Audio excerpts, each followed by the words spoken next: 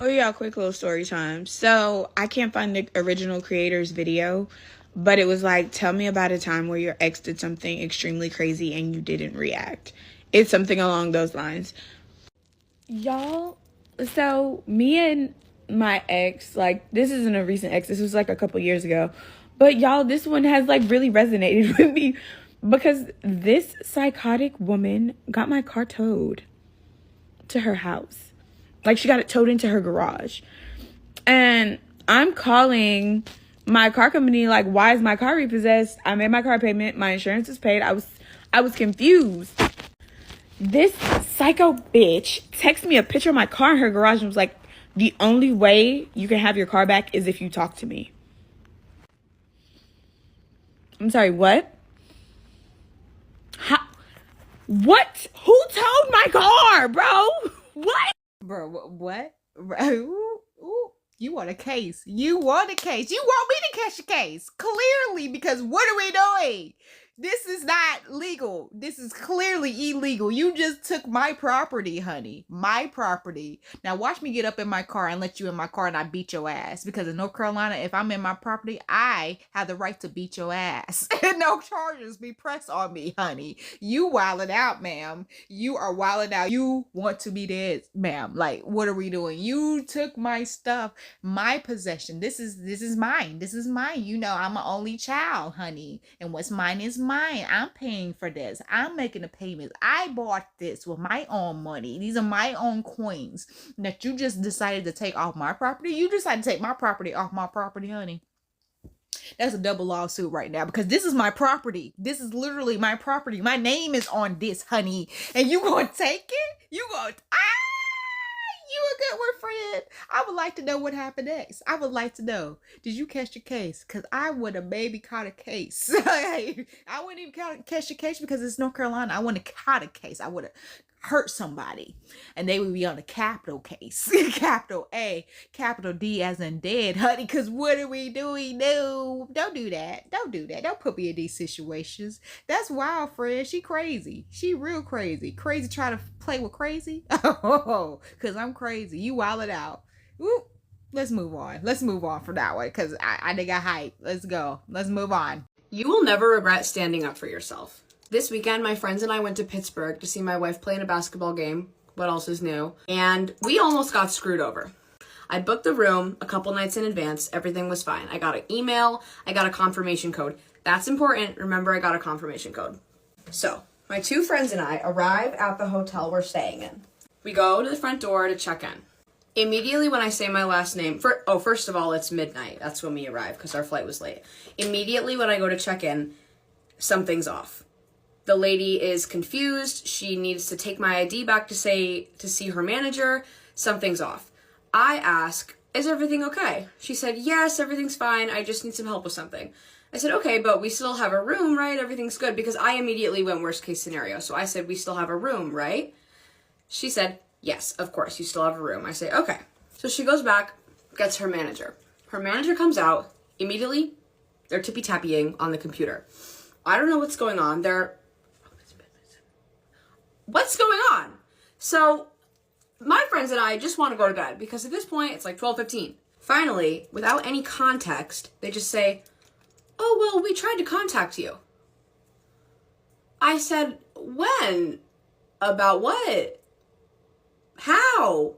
Once again, they responded with the same generic, we just tried to contact you and we didn't hear from you. Apparently, they booked our room to someone else because they tried to contact me, but I didn't respond to them. I'm saying to them, you absolutely did not try and contact me. And I went back and checked because I was like, maybe I'm putting my foot in my mouth right now. They did not try and contact me. Anyway, then they finally work it out. They send us up to a room. We get to the room. There's one bed. There's three of us, one bed. I say, this is not what I booked. Something is off. But I don't want to be that girl. But also we're three people and we literally cannot sleep in one queen size bed. So I go down to the front desk again and I say to the girl, you know, it's one bed. I don't know if you realized, but it's just one bed. And she goes, yeah, well, that's all we had available. And I was like, okay, but that's not what we booked. And you didn't let me know. And then she says, don't worry, there's a pull-out couch. I said, okay. There's a pull-out couch. Go upstairs. We are yanking this couch. It will not pull. The cushions are sewn in. The woman from the front desk comes up. She comes up, yanks the couch. Nothing happens. She says, okay, I'm going to go get some help. She brings the security guard. The security guard, he's a big guy. He comes, he tries to pull out the couch. Obviously, it doesn't pull out. We're like kind of laughing at this point because it's absolutely ridiculous, but also trying to be serious because it's like, this is not fair. The security guard turns around to leave to go get the manager again. And as he's walking out the door, he turns around and he says, make sure to lock your door. You don't know about weirdos around here. I think we do know about weirdos around here. I think we're fully informed. I sprint to the door and lock it. The manager calls. Actually, the desk person calls, then the manager calls, whatever. I say, listen, I'm not usually the type to make a thing of these situations, but at this point, it's basically 2 a.m. We don't have anywhere to sleep. We're this close to just leaving because I fully booked a room with you guys with 2 beds. You never contacted me, contrary to what you said. And now we have 1 bed for 3 people at 2 a.m. and your security... So the manager comes up. He goes, I understand your concern. I understand your concern. I expressed everything I expressed to the desk woman to him again. He is active listening. I understand. Then I say, I don't mean to get anybody in trouble, but then I express what the security guard had said to us. He said,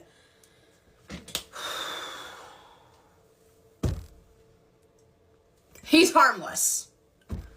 Sometimes he talks too much. But he's harmless. I said, no, yeah, I wasn't suggesting he was actually threatening us, but he's harmless. He says again. At this point, I'm a little bit upset. Finally, end of the story is that we got a second room free of charge. For a while, they were going to try and make us pay for it, but I stood my ground and we did not have to pay for it. And we got a second room free of charge because I advocated for myself and my friends and we stayed strong. We were obviously respectful, but we stayed strong. And we escaped the security guard. We decided that 2 people would stay in the room where the security guard knew where we were so that, if he came back, goes back up, I took him for the team. I stayed alone. Anyway, moral of the story is,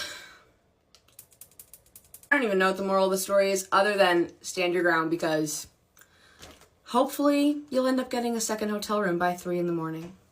The moral of the story is, friend, be safe. Stand your ground. Be safe. Literally, like safety first is the moral of the story. Is it just me or does this happen a lot at hotels? Every hotel I go to, I feel like they are just like, oh, well, the room that you booked is not available. How is the room that I booked, that I paid for in advance, not available now? Like, I'm a little confused. I've had that happen so many times to me, and my sister is the type, she'll be like, oh, okay, well, let's just get another room. And I'm just like, no. I booked it this way for a reason. I'm a planner. I do things for a reason. If I book 2 rooms, if I book a room with 2 beds, that's what I want. And it's the reason why I want this for one of my birthdays. It was a reason why I want, because it's my birthday. And I knew for my birthday, I wanted birthdays. And I can't do that in 1 bed. So we end up having 1 bed for all of us grown women. And we some grown women. We outgrown parts, you know what I'm saying? And we sleeping in 1 bed. I didn't like that. Then last year for my birthday, I had made this room because you may or may not know, I don't do elevators. I don't like elevators. I will walk up the stairs instead of getting into an elevator because I've been stuck way too many times in elevators. I had my ribs crushed by elevators. Like, I don't do elevators. So the room I had booked was on like the 2nd floor. So I knew I was going to have luggage. All I had to do was just walk up the stairs. Like, it wouldn't be much to pull my luggage up the stairs. The room was on the 2nd floor. I wouldn't have to use the elevator. The room had a refrigerator and microwave because when I go out on vacation, I know I'm going to be eating and I know I'm going to want to try everything. So I'm going to have leftovers. So I'm going to need a refrigerator with a microwave. So those late night munchies come, I can warm up my stuff and I don't have to go to the lobby. I don't have to worry about eating cold food. Like I don't have to deal with that. There were 2 beds for a reason. The side of the hotel it was on, so I could see the sights, you know, from my hotel. Like, it was so many reasons why I picked this room. I get to the room because my sister gets there first. She's like, oh, friend, we're on a different floor. What do you mean we on a different floor? Yeah, we're on the 19th floor. The 19th floor? That means I got to get on the elevator. Get there. I'm just like, bro, why would you do that? I can't walk up 19 flights every time. Like, what? I was just so upset. But I was just like, I'm gonna let it go. Get into there. And I was just like, bitch, there's no microwave. Where's the microwave? Oh, did you want that? Yes! I was so upset because I had to eat cold food. Like, it was just so much happening. It was so much. And our refrigerator we had, being that we're being on the 9th floor, because I stayed in hotels a lot, I know to be close to the ground, so your refrigerator will actually work. The freezer part will actually work because I like chocolate and my soda to be frozen. Our refrigerator didn't work like that. Our freezer just was, I was just like, ugh. My sister was just like, well, they recommend the one we wanted. They was like, we could just upgrade for this a little bit more. No, that's not an upgrade. When you upgrade, you get what you had, all the stuff that you signed up for, plus benefits. We didn't get no benefits. We got subtractions, honey. The side of the hotel was on. Okay, the view was nice, but it wasn't as nice as the view we was gonna get. Hotels do this all the time, and I don't understand. If I book this room, I should get this room. I don't take all this time to book this one not to get it. I don't get it. I don't get that. How are you saying, oh, we ran out of rooms when I literally booked this one? This one is the one I booked. All the stuff that it said, like, I don't take the time to read through all the stuff that is going to be in this room not to get this room. It'd be different if I was just like, oh, well, I'm going to get cheaper. Like, they should not have charged you. You should have got that room free. In fact, when these things happen to me, I make sure I get free stuff. Literally, I call hotels because I know I'm gonna get a discount. We travel so much. My family used to travel to this one city so much that we would get discounts from this hotel. We come here every year, so we're gonna get a discount. We come here every year. If we stay in this hotel, you gonna give us a discount. You call hotels. You don't do it online. I look up everything I need to know online, and then I call them so I can get that discount price. So I had to stop being that nice person who can't just be like, well, I'm gonna just be quiet. It's okay. Everything's okay. I don't want to cause a problem. I don't want to be a bother. No, you better get what you pay for. Like, what are we doing? I can't stand it. Now I speak up. Like, no, this is not what I wanted. Don't let me get hyped. I will be that black woman. I can be that black woman. You don't want me to be that black woman that y'all be saying about that y'all made a stereotype about it, that I can get aggressive. Because I can get aggressive. You ain't seen it yet. I can get there. I can get aggressive to where you owe me money now. We going to court. Like, I'm that type of black woman. I know my rights, honey. So let's get it together. Get it together quick. Let's make a solution. That's why when people do me up, when companies do me wrong, I'm gonna let you know what you're gonna do to make this better. So you messed up my order. Now you about to give me something free. In fact, you're gonna give me my whole order free. I'm that person. I'm gonna bring you the solutions. Not waiting for you. This is the solution to make the situation better, because we're the cancel culture now. I be hating it, but some things do deserve to be canceled. Now, customer service. The customer's always right on terms of taste. Yeah, I know that. On terms of taste, customer's always right, and you need to make it right. You need to make it right, because I got proof. I got receipts to let you know that I'm right. Like, make it make sense. Because, honey, I'm glad, yes. As she said, we need to stick up for ourselves, stand our ground. We know what's right. What's right is right, and what's wrong is wrong. And when we right, somebody trying to do what's wrong, we got to make them make it right. Because, honey, I just want to take this time to shout out my sister. It's her birthday. Happy birthday, boo. Ah, one time for the birthday chick. Ah, two time for the birthday chick. Ah, three time for the birthday chick. Ah, figure that because it's your birthday, bitch. Ah. I love you, sis. Shout out to you. Happy birthday, boo. Okay, you guys, comment below. Happy birthday to my sister. Turn up the baddest Taurus around. The only Taurus I need in my life, honey. Yes, turn up. Ta-da! Taurus season. Happy birthday, boo. Okay, let's get back to it. Okay. All right, so this is just random memories as I'm walking down the street. So one time, back when I was in high school, I had a girlfriend at the time, and she had a brother who was gay. Well, I mean, he's still gay, but okay. So anyway, he was gay, and he started dating this guy, and they were dating for like 8 months or something like that. And obviously, during the 8 months, they're like doing everything that couples do, having sex, hooking up, doing all that stuff. And then my girlfriend and her brother had to go to a family reunion or something like that one weekend, and when they went there, her brother saw the guy there, and then they found out they were cousins. They just saw me being mad loud on the street.